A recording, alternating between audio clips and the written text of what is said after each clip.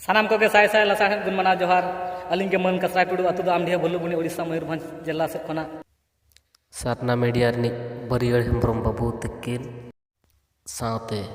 are मिद गोंके तकिना call audio अंजमाबन देला सानाम कोगे नोआ चेतानते अड़ीगान बड़ाय तिया चे लेकाते असुविधा अब समाज रे मेना चे एटा समाज ते अबोरेन हड़ को चे लेकाते को गोयनोग कना नोआ रना अंजम काते मोने रे बोन गालोचा सानाम कोगे नोआ वीडियो नेल काते जदि पे जहां को पे कुसिया कान तबना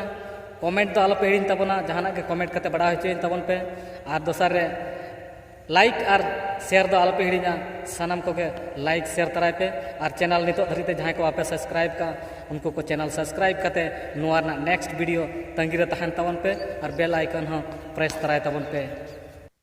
जिलिंग आडियो कोना खंडिज ओडोकाकान नोआ जिनिसटा तेहेन बोन आजमा और सारेज दो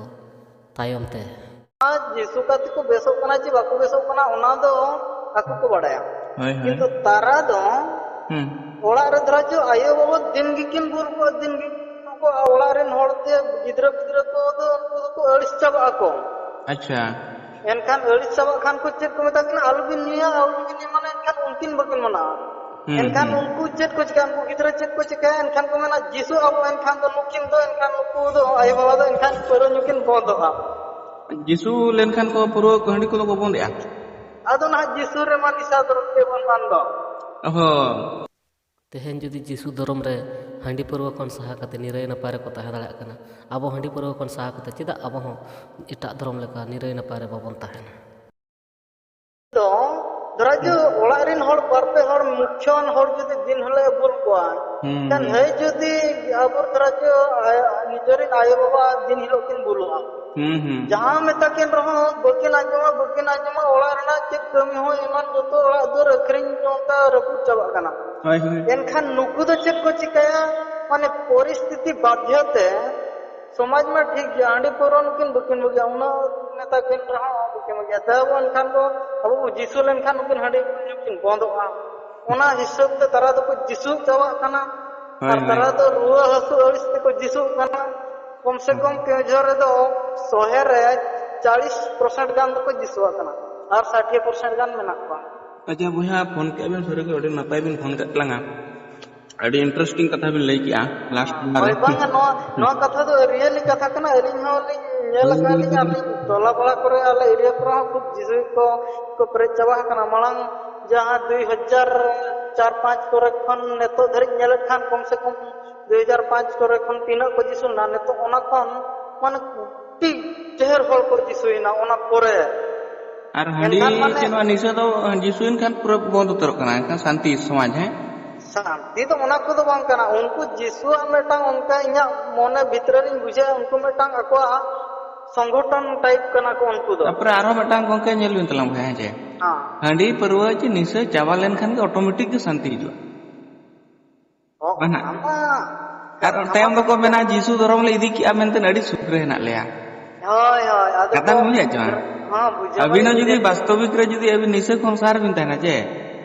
एनखान तो एनखान मानस के बिन ताना आदो आबुरिन हड़ ने तो चित को बनिया जीसु धर्म ले इदी किया अडी बेसरे मेना लेया हां नेतो दोले ये इना ले माने किछिले डेवलपमेंट किया हांडी पर आदो अबो समाज रे हां हांडी पर बाम नै खान मा बाम दिसो खान मा एनमा ठीक लाइन रे केम चलाय छे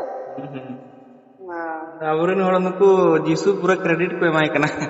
ओय नुनको जीसु दो मेटा आको मेटांग प्लान कना को इना मेन दो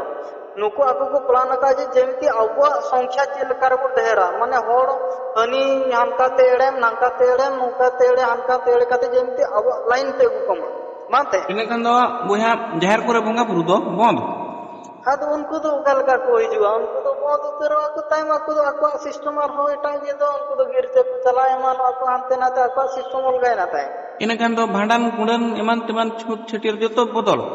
हाद बदल बखान दो निजर मिश्रा आले निजर बारिया मिश्रा तले माने जावयन पोरे बनार मिश्रा किन न तो जिसुरे मना किना